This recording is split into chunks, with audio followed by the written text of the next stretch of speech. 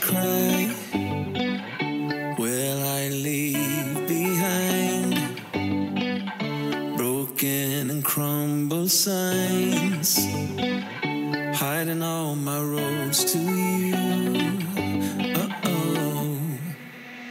And if I fight, will I come to life, calling for all your light, giving all my heart to you?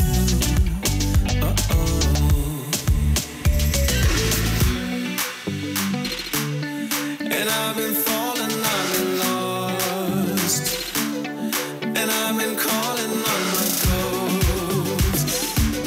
I put it to rest because I'm coming home, coming home.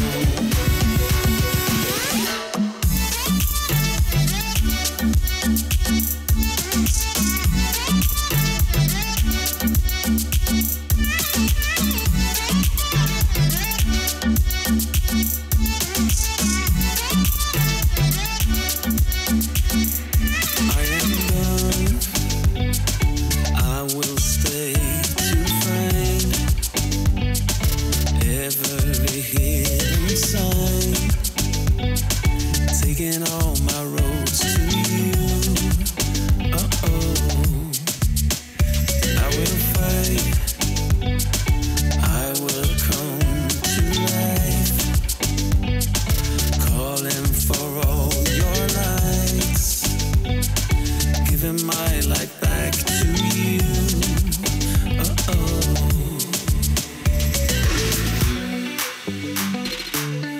And I've been falling, I've been lost, and I've been calling on my ghost. I put it to rest because I'm coming home, coming home.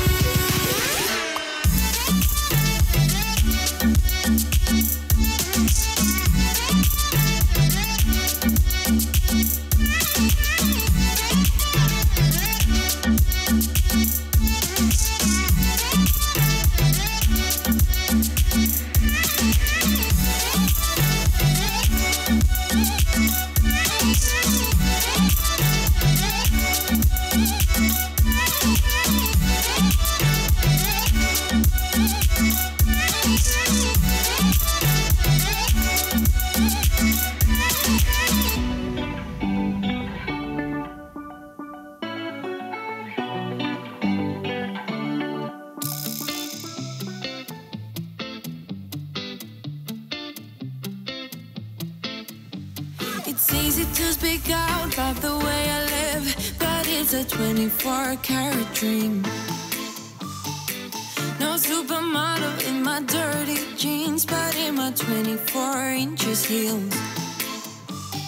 I am not pretending, I'm born like this, a game for the reckless. It's so extreme and I don't really care, I don't really care, yeah. No, I don't really care, I don't really care, yeah. They're calling me a mad woman, mad woman, mad woman. Calling me a mad woman, mad woman. No, I don't really care, I don't really care, yeah. 'Cause boy, it's none of your business if I'm a mad woman.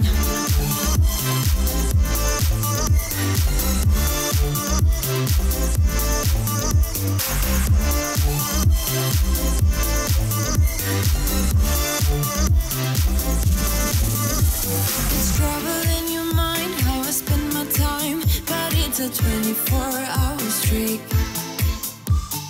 Wasting all your thoughts just to criticize, but there are plenty more ways to think.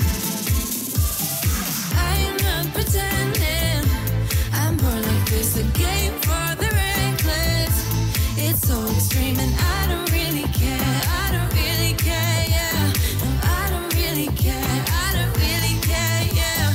They're calling me a mad woman, mad woman, mad woman. Calling me a mad woman, mad woman. No, I don't really care, I don't really care, yeah. 'Cause boy, it's none of your business if I'm a mad woman.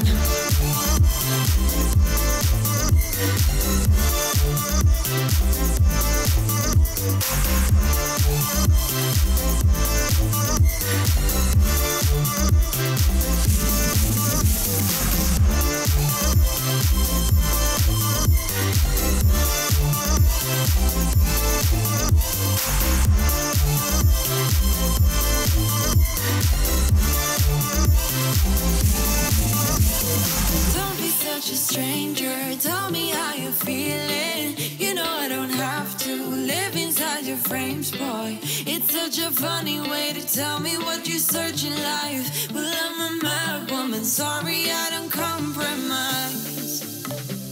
Mad woman, mad woman. Keep calling me a mad woman.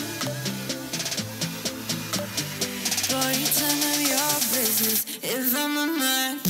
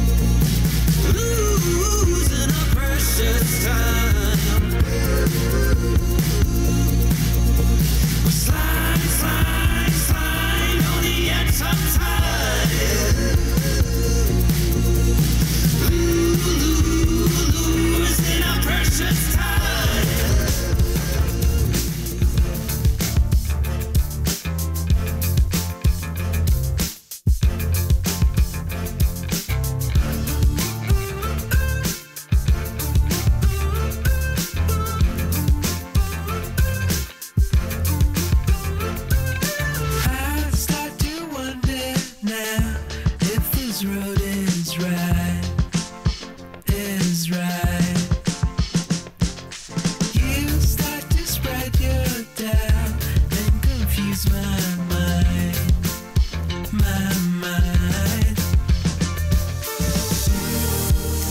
Now when the hardest part is over, don't bring me down, bring me down. Now when the hardest part is over, don't bring me down. Don't start to mock me now, we're almost touching the horizon, horizon. I thought we knew this all along, the ending would be frightening, be frightening.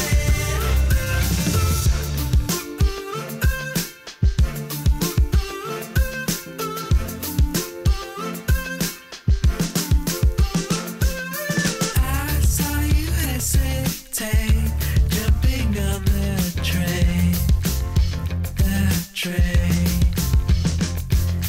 You looked at me and said, it'll be okay, okay. Now when the hardest part is over, don't bring me down, bring me down. Hello and welcome everybody to Esports Weekly for the week of September 10th. We're going to be going through the PGS, the PCS, and I guess actually now it's the Console League, as well as get the it right, PBO for Cor. what we're going to be having. My name is Core Miser. Also known as William Newberry. With me, Zevin Rayner, Nick Keogh, Rain Day, Voice of Pretty God Hair. off screen. Yeah. The voice of God off screen. What's up, I man? got to remember the new names. You do. You know what? It's one of the things that trips you up as a host sometimes. Just introducing people by their Proper real name. names and then Yeah. their fake names that we all use. I like the fake names more. They are I fun. feel like everyone remembers the fake names way easier. you get caught up in the combo. The Nick Pretty Hair Keogh, the Nick Keogh. Okay, Pretty Hair. You remember the one time Rabies called me something? He did that and he butchered it, and I think he called me Dick on stream, and I was just like, Nick Pretty. I just like took my headset off and just walked off. How do you camera. know, Rabies? How do you know? Well, so far this week, I did say Console League, but we actually don't have anything to talk about. Last week, we didn't have the Console League, so we're actually going to be doing that a little bit later. Round right, 11, today. we're hoping for 11, but it really does kind of depend on how long we go here. But I've been told that we do have kind of a hard cutoff, and we are going to be covering all of the console games. So we're going to have 8 best of 3s to go through. It's going to be pretty fun. It will be. I'm excited to see console. I think Koga will be more of an interesting aspect to it that's actually legal this time, and we'll also get to see, the boys back. It's been a week off. I miss them. I think in terms of the console scene, he's just going to be permabanned, unfortunately, but that does mean something else is going to be making it through. Yeah. That actually does lead into the first thing we wanted to talk about. Was Koga one of the things we had mentioned, I think, a couple weeks ago when we saw it in the right. Console League. We got to talk about it on Gather Round, but like you said, it wasn't supposed to be there, and then the next week we didn't get to see it because it, again, hadn't been open. But this week is the first week we actually get to see him full completely, so I'm kind of curious as to how that's going to go, but that's going to be after we look at the Premier League, the way things went week 1, and do you think it's going to make a splash for week 2? Yeah, I think, with Koga, I have this impression, because I've spent so much time trying different things with him and trying to come up with wacky things, that it's actually a really viable champion for this meta. I don't know where he will be played in terms of a lineup. Will a Genos have to be acquired with him? I think you're going to get the most out of his card Trigger Happy, which is one of his most winning cards there with a Genos, because you get the healing on the Astral Mark, you get the bonus damage. It's all things that Koga wants. The other thing that I think people are sleeping on, maybe, is the burst from Skewer, Blood Reaper, excuse me. That's a talent that allows him to get basically 1,000 bursts for 1 bar of his Koga meter. And burst is usually good in high level. I know it's risky. I know it's not the strategy and you don't bring out the claws, but that's like kind of my hot take if I would say like somebody one day like an Evil Eye going for Snow Globe is going to bring out Blood Reaper. It's a matter it's of time. going to work. Yeah. It's definitely a matter of time. I don't know if it'll happen in the first week that Koga's available because there is so many safe and familiar. It feels like easier Androxus to me. That's right. When you play that dash ammo healing build, right? It's kind of the same sort of thing, right?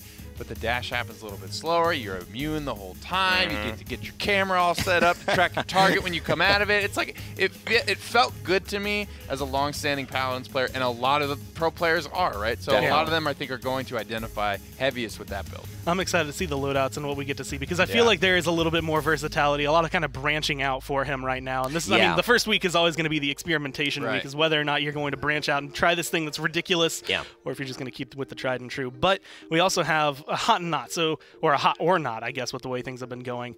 2 players last week were able to come in and showcase their talents, and with mixed success. The first one up on the docket is going to be Dethroner. Dethroner came in for SK and actually looked really damn good compared to what he had done as a sub for Envy and what we had seen out of him in the past. And so I was just wondering, do you think him being picked up not only for SK has given him the chance he deserves, but also SK the chance that maybe they can actually get to land? Dethroner was a surprise for me. The way that he performed looked like somebody who was not thrown out to the deep end and expected to swim, having no lessons, never even seen a body of water before. He looked like he was a sea veteran, a captain of a pirate ship for some reason. As you can see with the dredge anchor, he's familiar with the tools. And you know what? I love this because when you bring in a front line, it's hard because they have to have that kind of mentality that I own this moment. I'm leading the charge. And what Dethroner did to me, definitely on my hot list. Somebody who I think, you know, obviously, personally, guy's good looking, but that's not what I'm talking about here. As far as in the game, is going to be a target and have a target on his back to try and get him off his flow because he was looking good in the PPL. Yeah, and I think you got to ask the question, you know, how much was he subbing on that Team FBA squad? How familiar is he with playing not only the role that he was currently filling for SK, will he continue to fill that role? SK is a roster that has done a little bit of swapping here and there. Will they keep Bitey on the off tank for the rest of the season? I think, honestly, Dethroner is going to be important, but finding the right position for Bitey to be in is really always a big conversation about SK Gaming. So the other player that we want to look at. That's right. Dethroner having mixed success, I would say, you know, doing well himself, but not being able to find wins with his team. Right. The other player, not so much of either. Alex came through, and we said there was a lot of potential there, and it definitely looked like there was something to come out of him. But we didn't really get to see it during last week. And do you think this week for Mouse, is Alex going to be a factor, or is he just going to flop again? Listen, I'm going to be very honest, Nick. I was very complimentary of Alex heading into this season. I said he was at LAN. I said he performed well. This is a great guy to add to your roster. I'm not impressed. I'm not happy. I actually am very disappointed in the way that he performed this week because he added nothing to a Mouse Sports roster that desperately needs something. They need to find an answer. They need a damage dealer that can compete and take some pressure off of Andrew Doodle's back. If anything, Alex added it by taking on the role of the Tyras, of the very hard champions that their whole playstyle was hinging on, and not getting the job done. So for me, he has to have a comeback week here. Otherwise, it's a big no-no for me. Well, let me ask you this. If you have good feelings about him going in, right? Take Flame that goes in for G2, right? And he has a couple of good games. Overall, they don't manage to win their set, but he's still, you know, he's there. He's having an impact. If Alex comes in on Na'Vi or on Fnatic, do you think he can have a Flame level of performance? Absolutely, but it's because also of the culture of Mouse Sports that they don't put him on a position to do that. I mean, what would Na'Vi, you know, put him on that Tyra, or would they put Phoenix on there and have him come in on those teams as a carry? Right. And just because of the incredible nature of that team around him, right? You have to decide on what the carry is, though, and that's what I think they didn't do well. They had Cassie's available, they had Leon's available. They put him on Tyras. They put him on things that were still questionable in the meta, and were still questionable in terms of how do you play it on maps that were weird, like Splitstone and all these things like that. So to me, it is about just getting him on safe carry picks. I think if he's on Na'Vi, that doesn't happen, and he just gets a Cassie, gets a Leon, and he's fine. So far, we've seen teams very heavily prioritize this Tyra, so I'm kind of curious as to whether or not that's going to stick. And again, like you said, moving that away from players like Alex and putting it on the ones that have that experience, being able to keep it. But G2 was showcasing a way to maybe fight the Tyra, something that had been, I guess, kind of hinted at was always going to be Tyra's real good. Got to keep it on the low, like no one can know. And then everyone comes in picking it like first or banning it. But then G2 comes in with the Snow Globe Eevee, and they kind of changed the way things worked, at least in terms of trying to fight her, because you never know when the ult is going to get dropped on you. Tyra's at least won a game.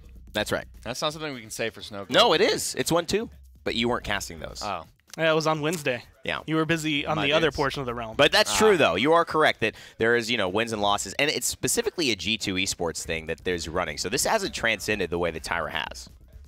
I think, you know, I want to see it more, man. I really, really enjoyed that game when it was running. And it's just so cool. I mean, it's one of the things, like, it just functions like no other Legendary. Like we were talking about, you know, Koga's got some builds that make him feel like it. This doesn't feel like anything else. There's nothing that allows you to just pop your ultimate off 2, 3 times in the fight. Right? And it's such an interesting look for Eevee, who's used to being in and out, being this kind of like just treacherous champion that you can never get your like hold on. And what Snow Globe is you take away a lot of the mobility of Wormhole, you take away a lot of the safety of Reprieve, which I think is actually not bad right now.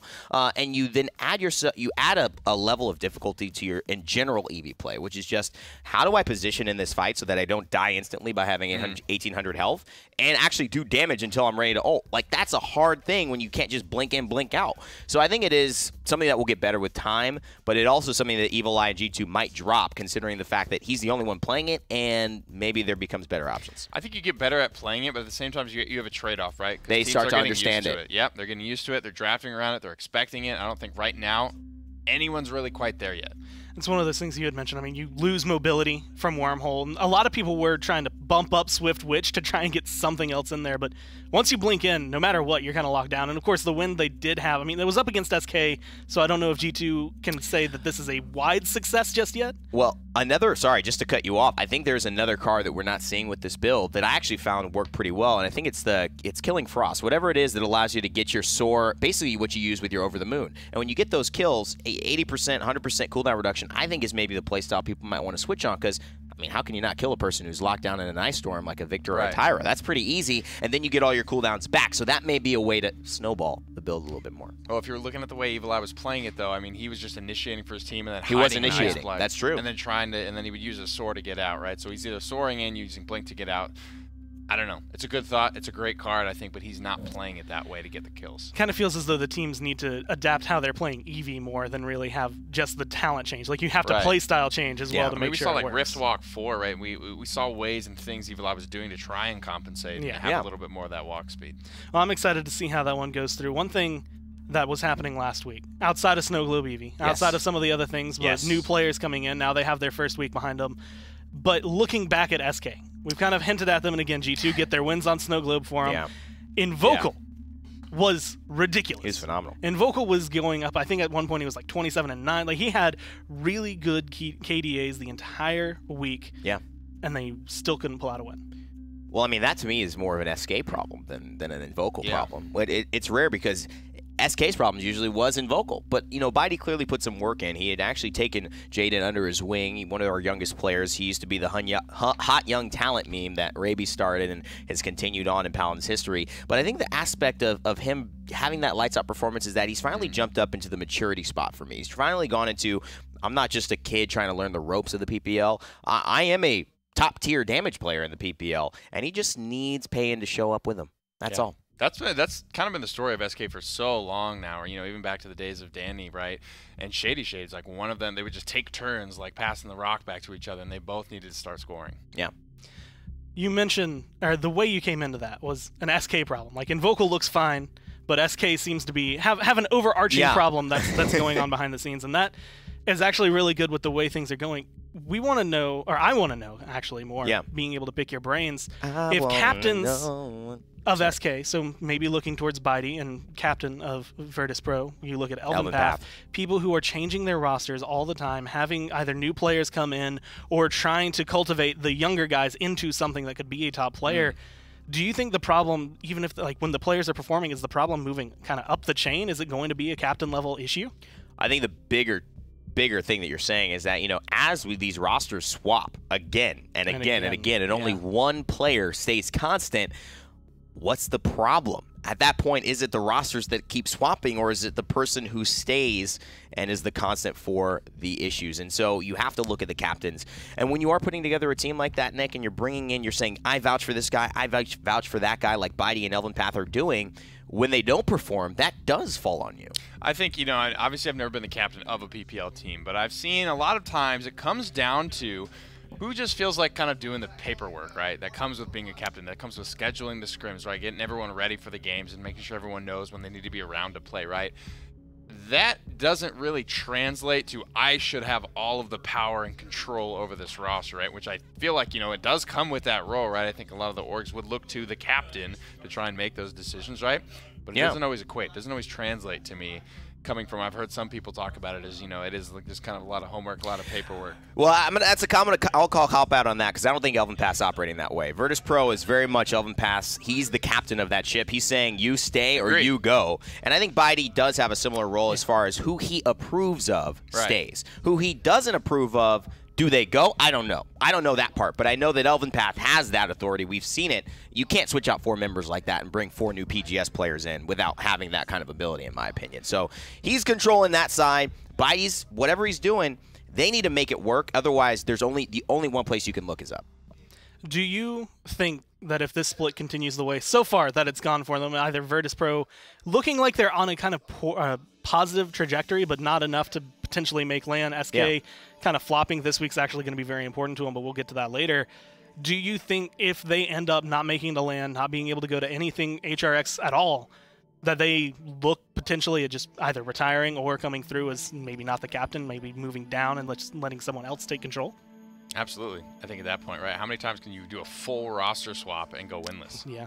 I mean, you have to just look at results. I think this is a results-based game, and especially a league, you need to get wins, and that's what Splice has done. I wouldn't say that SK or anyone else would do anything differently. If you're not getting wins, you have to make changes. And I think that's going to be the big question, but a lot of changes have come through for a lot of these PPL teams, and even though we've only had 1 week of play, you can kind of see where some of them I think are going to be landing. Virtus Pro so far, I'm still kind of iffy about them. SK, like I said, this week is going to be very important for them, but NIP was another team that came through last week with a lot of changes and kind of big question marks around these changes as to whether or not they were going to be impactful. They end up grabbing Koa, who already had that kind of experience in the Premier League and as a competitive player. That's right. And being able to come into this, do you think, based on what you saw last week, that this is a team that could win Worlds? I think NIP have the potential to win Worlds. Are they playing like they're winning Worlds now? No, but they have the tools in place with veterans like Bird. They added Koa, which was a great piece, I think, to just get them comfortable with another guy that they feel comfortable traveling with, talking with on comms, that's been through the same kind of life path. I know Bonker hasn't had the easiest of lives as well, but has done really well to go through that adversity and be where he is in the PPL, from sub to mainstay to absolute rock for this NIP team. I'm really happy to see where they go. I think they have the chance to make a run. It's going to be a hot underdog for sure. I don't think they're going to come in the favorites whatsoever, but I think it could happen. I'm really excited to see how they go throughout this week. And I think throughout the split, because of the way things have been changed up, I think they have a very considerable chance at least making it to LAN, which has been a while since we've seen some of them, so it'd be really nice to see them. But with all of that going past, we do have a lot of games this week that are going to be important. One of the teams, again, we've mentioned time and time again, is VP being able to come through. I almost mixed NIP and VP. VIP. The VIP. Well, the VIP of VP, Elvin Path. We got to sit down with him a little bit last week. Oh, great. And just talk to him about what's going to be going on through his mind for this week and, how they feel about the PPL. Alan and I hold shift down for you, and I've got a very friendly face on the other side of the camera. Elvin Path, how's things going for you today? Pretty good, thank you. Good, it's good to have you. I mean, you're always been one of our favorite people to have on camera. Usually a lot of things get said. Maybe some things a little over a line, but that's what makes you you, and we love having you around. How are you feeling just about the PPL in general? It's been a pretty rough year for Virtus Pro as a whole, but a lot of success lately. I mean, do you feel a little more confident coming into the end of the year? I mean, I wouldn't say it was a rough year. I would say it was rough last half year. It was only 6 months, the previous VP roster. And now it definitely got better. It definitely improved overall, globally, whatever you call it. So I'm now feeling much better to be playing with the new guys. And at the same point, the last 6 months, obviously, specifically in this calendar year, it's been a lot of you making a lot of personal, versatile changes when it comes to what champions you're playing. There was a couple of weeks in there where you were actually taking the damage role. Does it feel more comfortable for you to be that IGL and to be that guy up front, like making things happen? Or do you kind of, did you enjoy playing the damage role? Did you like having that little bit of stardom behind it?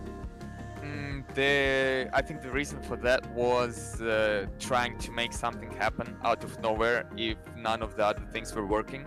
So it was more of a desperation rather than some thoroughly thought move, you know what I mean? So I can't say that I'm way more comfortable now playing like the usual frontline role. And yeah, you see what happens when I don't, like, I didn't speak English in like six months. This is why it's happening right now. I'm sorry. And yeah, it's not like I feel more comfortable playing frontline role right now, but it's okay. It's the same as it was 1 year ago, for example. And it's much better to be playing frontline now with other players than it was for the last 6 months. But yeah. Now, speaking of, so a year ago was that incredible run that you guys made during the fall finals as Virtus Pro. Kind of came out of nowhere. You guys were the 4th seed, ended up running through, being undefeated, playing just really good, mechanical, ultimate efficient Paladins. Do you feel like with the current changes with this newest patch that it almost feels like a relearning to get back to that level that you once were at? The game definitely got harder, and the game definitely got more versatile. The picks are now more versatile, and it's a big part. And obviously, it's way different now because I believe, like with every patch, there are less and less blatantly OP champions. Like for example, that Terminus that we won that PPL land with. I mean, let's be obvious. We only played Terminus, and no one just took it from us. And he was really strong. Some people even may say he was bugged. So like that's why we won back then. And right now with very little OP champions like that, everything is much harder, but at the same time it's much more interesting to play. So it's all in your hands. Now, outside of the game itself, there's very little filter to what goes behind what you think versus what you say. So I want to get your thoughts on your opponents in Europe this time around in the fall with all the different changes, some faces familiar, some faces new. Who do you think's on top? Who do you think might not be quite there yet, and who needs the most work in your opinion? Obviously, you don't need to ask me who is on the top because it's written on all esports pages about Paladins. Obviously, Navi are on the top right now, and this comes from them playing together for a very, very long time. Like basically, right now with all the shuffles, Navi is the oldest team, and a few years, like what, a year and a half ago or 2 years ago, whenever they formed, it was the opposite. They were the youngest, and there was Nip who was the oldest. There was our team who was the oldest. But look how things change right now. So they are at the top, yeah. And all other teams, well, besides Fnatic, of course, they also shuffled. And I think that shuffles are always good. And I think that shuffles always help. And I think that all teams right now below Navi could maybe potentially beat each other given certain circumstances. But it's really all about Navi, to me it feels, at this moment. Like, they're just a bit higher than the rest. And every other team, you know, given with proper practice, with proper everything, anything can happen. But it's only a current matter of things, and nothing else. We will see. It's all in our hands, in each team's hands, to make something happen to it. We'll catch you next time, bud. Thanks for joining us, buddy. Have a great day. Thank you. It's been a while since I think I've seen Elven Path like smile. Yeah, it was Normally great. he's very stoic. No braces. Congratulations. That's a long haul, man. Congrats. Braces, from what I've heard, I've never experienced it myself, are the worst. So being able to make it through that and play competitively at the level that he has, I'd say is relatively impressive. It's not like your Truly teeth a are national aching, hero. you know, I don't know. sometimes. Truly a I national feel like hero. they What do you would think braces cut are? It's the not like getting inside of your tortured. lips a lot. I Braces don't know. at like the first probably like 2 or 3 days is pretty rough, but then you kind of forget they're there. Then you forget they're there. So before we move on, because I hate moving on and not talking about what we just listened to, my thing from Elven Path biggest takeaway is the fact that he thinks that shuffles are good, and I think that's partly why you see so many shuffles on Virtus Pro. He kinda He's a has to. fan of shuffling. If you see him on the dance floor, electric shuffle is the only thing that's going on in Elven Path. Do you ever play cards with him? No, he's best but he's shuffler a you've great ever seen. shuffler Doesn't as matter well. who the dealer is. He just at least wants that roll. But the other thing that I think is most important is that he's so aware of Na'Vi, and I think heading into it, I think that's where Europe, I think that's where North America are looking. Na'Vi is the kingpin. Everyone's trying to topple that big dog. yeah. So with the way things went, we actually can just look at how Virtus Pro and the rest of the crew did last week during the PPL with the way things shook out. VP wasn't quite as successful, I would say, as they want, but it definitely feels, especially after that, Yeah. that Elven Path is pretty confident overall that they're in a position where even if they don't get the first game they want, they're learning a lot better and they're moving themselves forward every single step of the way. I feel good about it. Scheduled for this week, Mousesports and Na'Vi. That should be a relatively quick one, but Virtus Pro and NIP is something that I'm really looking forward to, Nick. I mean, as far as the matchups that are tight, I think that could be one of them, right? Yeah, you get those good reads. We talked a little bit about last week. You get to see how close those top teams are, or excuse me, the bottom teams are to the top teams in those matchups. A lot of times they do end up being blowouts, but then you just know, right? Whenever there's been a roster change, you got to double check in. You got to say, hey, how's it going? How are we feeling about this? Okay, still 4-0. All right, we're going to go ahead and move on to our next one. When you get these close matchups here in the second week, you get to see a little bit more from those teams. Splice is another one I'm looking out for. They only had one matchup last week. It was a rough one for them. Yeah. They'll get their doubleheader and maybe the chance to show us something this week. Well, the first game that we actually wanted to look at in depth is one of the ones that normally it's a 4-0, kind of expected going into this, but because we had so many question marks about Alex, I really kind of want to pick your brain about Mousesports versus Na'Vi. Alex is probably the one that could excel for Mousesports, but also it could just be Na'Vi. Is that how we set this segment up? Can Mousesports beat Na'Vi? Is that the whole thing? I don't remember that at all. It's been referred to as trap games. Okay, this is the game you might want to go take a walk around the park on, or maybe you don't. Because if you finish your walk, the set might be over. That's the game that this is, and until Mousesports plays differently, we have to give them that. I can't take a world champion, a 202 land champion, and say they're going to lose against the bottom team in the league. No disrespect. No. But you can forget about it. To a rookie? To a rookie? You got to earn your way in this league, buddy. Come on. So, as we would expect, it's going to be Na'Vi. You don't think, even if Alex has like a phenomenal set? You could get on out of here. You can go ahead. I'm all right. We already answered that. Virtus Pro and Na'Vi. No. So, I mean, a lot of what he had last week was, like you said, high execution champions. Yeah. Kanessa and the Tyra. Do you think Mouse get him on a Cassie, get him on a Leon? Point? Yeah, I think they can get a defense maybe. But it's going to be rough because you're talking about a well-oiled machine. It's not a bunch of great players who are just, hey, Alex is a talented player, but he's not playing in a machine that he understands yet. They still have to figure it out. So it's a well-oiled machine versus a machine with all the parts still laid out in the garage. And you put them on a racetrack next to each other. One moves, one doesn't move This is the kid. He put the go-kart together like by himself, right? Yeah. And he has to go against like the rich kid from like up in Beverly Hills. He comes down as like dad's like Enzo Ferrari. He's made him this custom. You know what I mean? It's kind of like it's going to be an uphill battle. It's just makes me think it's one of those moments. If it's a movie, that means Mousesports like has this entirely drawn-out 4-3, 4-3, 4-3, 4-3. It goes to game 5, and they like at the tail end of the game they win it. But this is reality. So it's like the race in the Little Rascals. You know the Little Rascals race where they have those little cars? That's what Mousesports are driving right now. And it's not going to win much. Their goal is to get that win. But just against Na'Vi, though. As long as they look better, I think that they can take that one as a win. But with the way things are going, a match that is still kind of separate, something that we have kind of expected to turn into 4-0s, but doesn't look like it's going to be that way anymore, is the Virtus Pro NIP match that we've been talking about earlier, having 2 members from NIP now on Virtus Pro.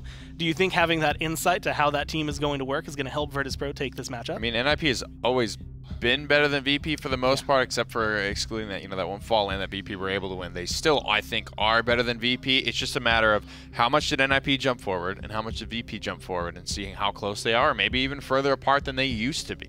And I think it's NIP who had a tab on what Elven Path and Virtus Pro were trying to do pretty well. Remember, this is the team that they tried to do that quadra front line against on Ice Mines. And NIP were like, okay, come on, we've been there before, buddy. We've seen your shenanigans. And I think at this point now, Virtus Pro a little shifty. They have shuffled. And NIP, I think, still have to find their bearings. I guarantee NIP are confident saying we are going to 4-0 this the way Na'Vi feel like they're going to 4-0 Mousesports. But I think Virtus Pro, in reality, have a much better chance of making this an interesting set than our previous one. So I'm really looking forward to this. If anything else, it's going to be fun to watch the reunion of Elven Path, Sheepa, Peridot, and squaring off against old teammates. Absolutely. That's one of those things. Both these teams have brought in 3 players, I think, across the 2 of them to be able to take that in. 3 new players, I should say, from Clown Fiesta. But you have Sheepa joining this roster back and being able to play. He looked, again, comfortable, especially being able to sit back somewhere, but they didn't necessarily have, again, the easiest matchups last week. Do you think their performance this week could be the difference, the make or break for Virtus Pro being able to take down NIP? Yeah, Sheepa is what was Phoenix, right? Phoenix and ClickU are the new school guys that Sheepa was in the very beginning, where he was the flex that would be able to play frontline, also play some frontline damage like a Barrack, but also be able to shift onto a Cassie or a Pip and play Catalyst when needed. And that is something that if he gets back to form, if he kind of takes a little bit of the, I've been doing this for a while, but now gets comfortable on a Leon, gets comfortable on maybe one of those tertiary damage dealers we haven't seen him on, I think Sheepa can have a breakout season again for being a veteran and one of the OGs. In terms of the scope of this split, though, I still have, NIP is going to be sort of that middleman, right? They're going to be that probably third-place team for Europe. You've got Fnatic and Na'Vi at the top. You've got Mouse and VP at the bottom. I think NIP are about as close to Fnatic and Na'Vi as VP would be probably to them, and I think that's what's going to make this matchup exciting to watch. Virtus Pro beat NIP, though, do you say that Virtus Pro now has a legit chance to make third? I think, think NIP will I think so, right. That's part of it, right? They have to be able to beat NIP. They have to be able to get these matchups over Mouse Sports if they even want to consider getting to that third-place spot, the magic number this time around. They gotta win. Okay, it's must-win for VP. Must win for VP, and with the way things are going, that's going to be good if they can get it. Otherwise, it's more or less what we would expect if they don't. Going into it, we also have a match that we've deemed kind of the match of the week, the one that you don't want to miss. If you're, not watching Na'Vi versus Mouse, this is the one that you want to make sure you are there for, and it is Renegades going up against Team Envy. Now, this is a team that usually they come out. I think Envy always has come out on top, but that gap between the two is just closed and closed and closed. I mean, this is more than we see NIP Fnatic for sure. Like North America, third, second seed are way closer than pretty much anywhere else in our leagues. Yeah. And except maybe for first, second, which sometimes would be Fnatic, Na'Vi. I think the idea of Renegades taking third is really refreshing because of the fact that they just have, or even second is really refreshing because they've always gone to land but never on their own terms. Because they've always taken third. Yeah, they on their own terms. And I think if they can finally get over that hump, it would make NA such an interesting place to watch Paladins. If they do come in third again, it'll be fun as well to watch, just knowing that they deserve the spot, right? Like that they are owning that third place spot. Maybe they play differently. Maybe they play with like a little bit less of a chip on their shoulder. But I think this is a team that's always given G2 trouble a little bit more so than they've given Envy trouble. And Envy kind of looking a little bit better than they ever have. They take down G2 as well. I don't know. This one could be easy for Envy. I honestly think the reason it has always given G2 trouble a little more is I think Renegades and Envy just prepare for G2 more than they prepare for themselves. I honestly think it's the same way Elven Path is looking at Na'Vi and probably not looking at Mouse Sports as much. It's just that G2 are the top dogs that they know they need to get a win on, and if they get that G2 win, that's a good point. They can just lose a game in the midseason and be okay because they got the win no one else is going to get. So I think that's probably why they see them look better, but this particular season, I have a feeling both of these teams are recognizing one another pretty well. I'm excited to be able to see this one because, again, this one's always incredibly close, and the Renegades have been looking tight. Ever since, summer split, everything was getting even better. I was actually kind of expecting to see them at the LAN, but the SEA guys were able to get their visas through, so they got to come that time around, so no Renegades.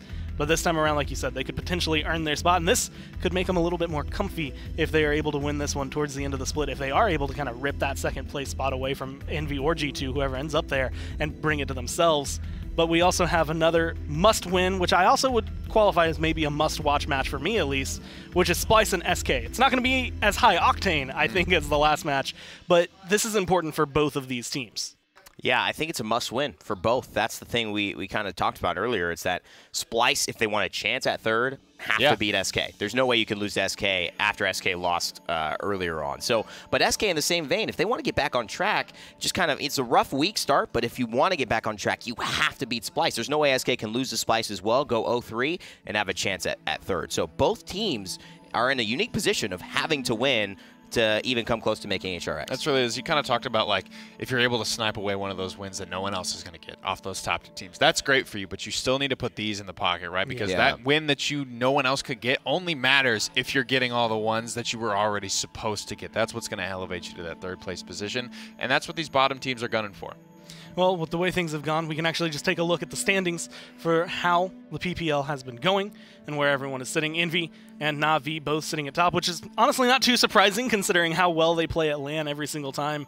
Next week, Fnatic has a doubleheader, so expect them to potentially rise. It's going to be against Mouse and Virtus Pro, so both of those more than likely going to be some blowouts for Fnatic to kind of fluff their stats up towards the top. But and just to say, we didn't say this, but Envy is in first place, and G2 are not the top dogs right now. So congrats to them. I know Meta Push is going to tweet at us if we don't mention this, but they're finally in first from week 1 on. They can hold on to this and be top seed in NA. I mean, until I Just- honestly see G2 maybe taking them down later on in the split, It might be I too late. don't think they're ever going to be able to. Yeah, I think it's going to be comfy for Envy that sitting up point. there, at least for a little while, as they're up and potentially on Cloud 9. But we do have, as always, a Joe Bro joint to be able to come through. A nice little meme video. I better not be and in this. I'm actually really curious as to what's going to be in this, because I know I've been doing some ridiculous things when I get left alone in the caster. We might be running out of ammo with you. You know, with you and Gabby, that was a lot of our fuel for these meme videos. I told you, I mean, last week Curious I to lost see my where- dancing partner. I'm curious to see where Joe has scraped up his material this week. So now, let's see what he has.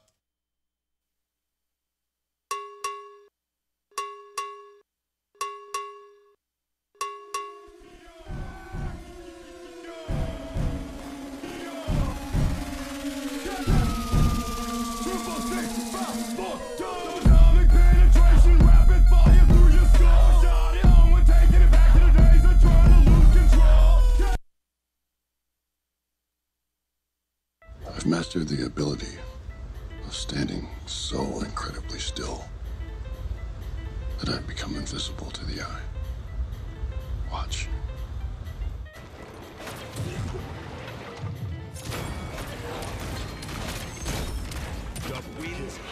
Psych! That's the wrong number! You'd be pretty comfortably set. Yeah, right. Please. I'll take him. Go ahead.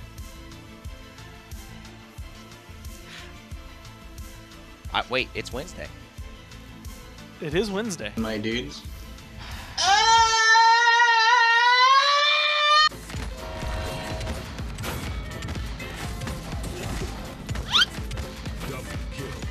It's a lot of small things throughout all of that just ate away. It's all the small things. It felt like all the small things. Yeah. I don't remember the next line. I'll go with it. One day it'll come back to me like in Do like you really 5 need minutes. the next line in that? No, really you don't. True care. I think that's like something like that. Somebody knows. She left me roses by the stairs. She left me roses by the stairs. Surprises let me know she cares. Say it ain't so, I will not go. Turn the lights off, carry me. Oh, I was in that. I'm pissed. No, that was great. That was hilarious. Oh, man. That last one was live, so you could experience that one full in full effect. You know, there's always this moment with Gore where he gives you this blank stare, and I can't tell if it's for comedic effect or if he really doesn't know what he's about to say. And It's a little bit of both. Sometimes you just and sometimes you got to go with it, and then he usually jumps on the ship. Little Ortega Taco Girl. Why not both? Master the art. Oh, standing man. so That incredibly was funny, still. man. That's what Drax from Guardians Guardians of the Galaxy. That Oh, was man. That guy's funny. in Infinity War. There was a point where he is practicing standing I loved it. I loved incredibly it. still. Oh, my cheeks hurt, dude. But with all of those, I want to say plays potentially. Well, we have top plays at least from the people that actually play the game and play it incredibly well to be able to come through. The first one is actually going to be a quadra kill, and it's going to be Phoenix on Tyra, something that I'm sure he was happy about being able to experience. Yeah. Saw a couple of these, right? It was We kind of did. a Bonker got one, too. It became a thing. You Like, get a quadra kill. Everyone needs to get a quadra kill, or else you did not succeed with Tyra. Yeah, you didn't keep up. I mean, this is why. And then you just say, why are we first picking Tyra? Well, let me show you right there. Almost dies to the tick damage of Fernando's Flame Lance. 80 health. Very close. And it's actually funny you mentioned that Bonker got one because Bonker's Tyra Quad is actually the next top how play original. being able to come through. Okay. This one's on Jaguar Damn. Falls. I actually remember watching So this one a Bonker's little bit better earlier. than Phoenix. Why? Well, I guess his was cleaner. Take that, Phoenix. Maybe it's because It's against the Bonker, top-seeded team, Yeah, right? it's against Fnatic. By the way, let me tell you this. This play, a lot more is done by Bonker. Yeah, he's a little bit The more on his other own. play, A little bit more on his everyone is at Ice Mines running into Phoenix, which we all know if you played Ice Mines, that's just, you're inevitably losing. You're just which style do I want to lose in? Do I want to go Firebomb? At least you're losing in style. Yeah. I think it's a plus. really funny to me that we've been kind of like, are we sold on Tyra? Is she actually as good as she is? And then two of the top plays end up being Tyra. There it Anyway, is. so she has that But potential. that was it. But That was it for the week. That's the only Those one. 2 moments. Yeah. And the other one is actually one of the reasons. Well, we see Khan all the time, but I feel like we don't get to see Khan the way Phoenix played him. Oh, during Phoenix this. is 2? Phoenix has 2, Damn. and he rips Willow out of the air. One of That's the- my favorite part of this. One of the best point fights I think That was I've ever sick. seen. That was absolutely sick. I think Jaguar Falls makes for some really great moments. I think the two that come to mind is I think it was the longest point fight in history. I think it took like actually 6 minutes to finish. It was like Renegades and SK, I think, way back in the day.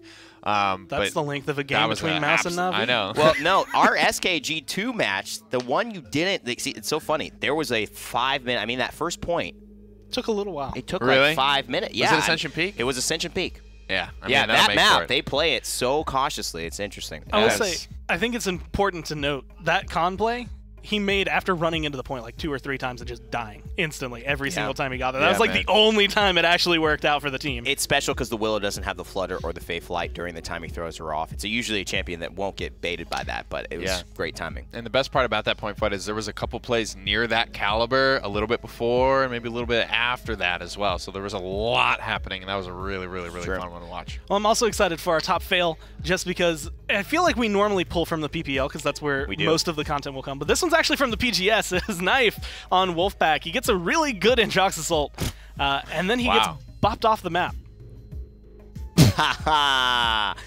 Just sailed off into the sunset.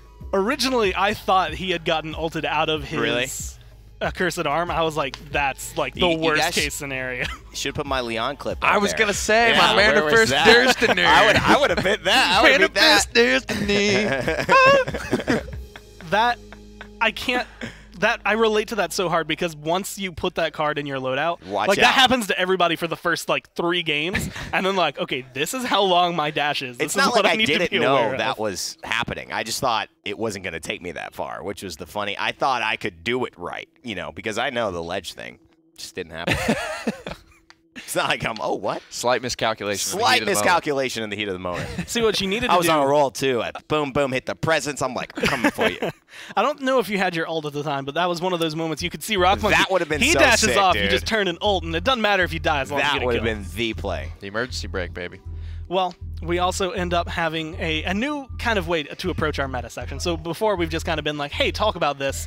But looking at the way some of these champions have gone, and especially because there's a lot, do you want to buy or sell on some of these champions? So I have a list, and actually players as well is in this list. So we have a whole lot to be able to go through, but the first one is Androxus. So far, he has kind of risen in the meta. He's been picked up a lot, either with Torvald or even without. Buy or sell? I'm buying. How are we doing this exactly? So it's a stock market. You buy in the stock, you think it's going to rise, you're making an investment, or you think you should sell it because it's going to drop. I think it's going to even get better. I think we're going to see more Andro bans. I think we're going to definitely see him in compositions. Because Torvald's valuable, Andro usually jumps back in on that. And I love the way that people are using his dash. The range is just, people said it didn't matter too much, but I don't agree. I think that the punch is a really nice secure, and I'm seeing it a lot against top teams. I think I'm going to sell this one. Right? I think it might be a little bit of a panic sell. I'm already seeing him dip a little bit in popularity. And that's how it worked, right? I think it's already hit its peak, right? If we were all issued a little bit of Andro stock at the start of the PPL, I think it's risen to where it's going to be, and I'm selling it. All right. So moving from Androxus, how about Tyra? With the way things have been going, I mean, we've hit on her quite a few times, but is she something? I mean, she's been highly valued. Do you buy and ride the risk, or do you just sell now? I'm buying this because it should be dirt cheap. Low. I think this is dirt cheap stock right now, and you want to load up on it. No, this is not dirt cheap. This is first ban, first pick stock right here. Maybe over in Europe, but in the U.S. markets, it's not doing very well, Evan. So I agree, and I'm gonna go for where we've seen it played, which is Europe, where it's highly valued. I'm gonna sell it. I don't think Tyra is valued at the appropriate level. I think she can work. Great asset. I love that Tyra is a factor in this meta. Is she changing games? When you pick her, do you win instantly? No. And for that reason, I'm selling my stock. I think she's going to fall a little. I think, with the assumption that it's not dirt cheap, I would also sell. I'd get rid of it. Yeah. But I think it's already stinky, right? So I think this is a penny stock for me, right? It's one of those, that's one I want to buy. Because you see it, you buy it because no matter what, you're going to get something it's not costing me at the end of the this day. Point. Gotcha. Which actually, I think is a good one because Ying, to me, seems like she's in that area where she's not really highly regarded, not really highly picked. She's kind of lower down on the tier. So if you buy, you're pretty much buying low.